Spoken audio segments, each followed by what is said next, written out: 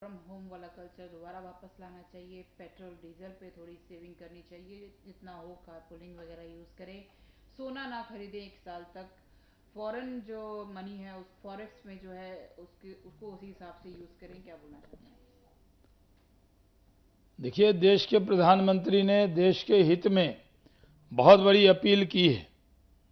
उन्होंने कहा है पेट्रोल डीजल को बचाना है, जो उर्वरक है खेतों में न डालें, जैविक खेती करें, और ये भी कहा है कि सोना भी न खरीदें, बेवजह शादी के लिए बाहर न जाएं, फॉरेन एक्सचेंज जो है उसको बचाना है, फॉरेक्स को।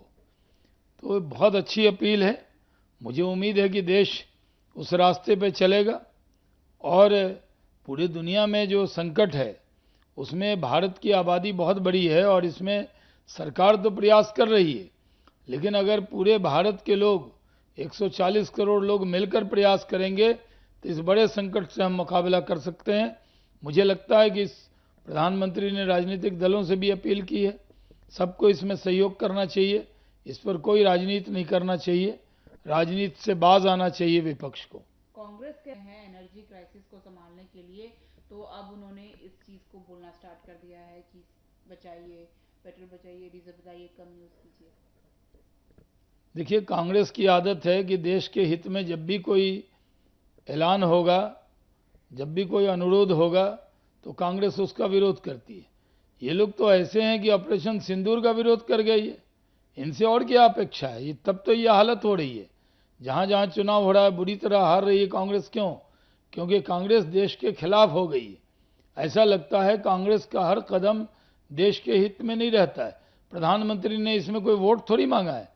प्रधानमंत्री ने कहा कि फॉरेन एक्सचेंज रिजर्व को बचाना है, देश में पेट्रोल डीजल को बचाना है, बड़े संकट से मुकाबला करना है, सोना नहीं खरीदना है, बाहर शादी के लिए नहीं जाना है, टूरिज्म के लिए अपने देश में घूमना है।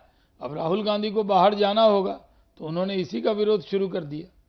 जी सर, फिर से उसी मोड पर आ गए हैं। पेट्रोल सेव कीजिए, डीजल सेव कीजिए, कॉम्प्रोमाइज जो पीएम है उन्होंने फिर से यूज किया। इस वर्ड को कैसे देखते हैं? राहुल गांधी एक शब्द पकड़कर उसको तोते की तरह बोलने लगते हैं।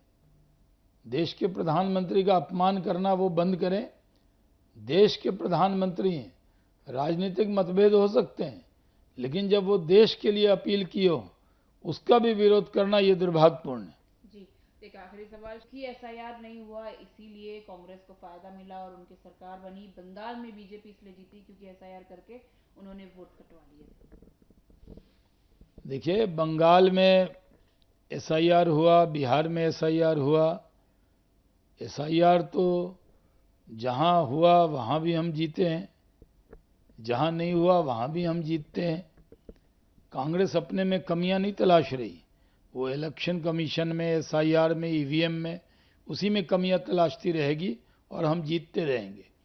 उन्होंने कभी ये नहीं सोचा कि आखिर वोटर क्यों रूठा है। कांग्रेस ने ये क्यों नहीं सोचा कि कांग्रेस आज मुस्लिम लीग बन गई है, उसके 19 एमएलए जीतते हैं जिसमें 18 मुसलमान ही जीतते हैं। पूरे 22 जीतते हैं, इसमें 2 ही हिंदू हैं, बाकी 20 लोग विपक्ष में मुस्लिम ही जीत कर आए। क्या हालत हो गई विपक्ष की। इन लोगों ने तो नाम कांग्रेस का बदल के मुस्लिम लीग रख लेना चाहिए।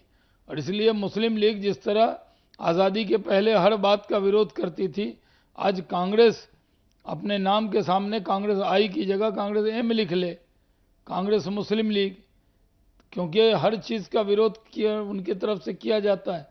ये बहुत दुर्भाग्यपूर्ण है कि कांग्रेस के नेता इस रास्ते पर चल रहे हैं कि वो देश के अंदर धर्म के आधार पर लोगों को बांट रहे हैं और धर्म के नाम पर बंटवारा करके सिर्फ मुस्लिम का वोट लेना चाहते हैं।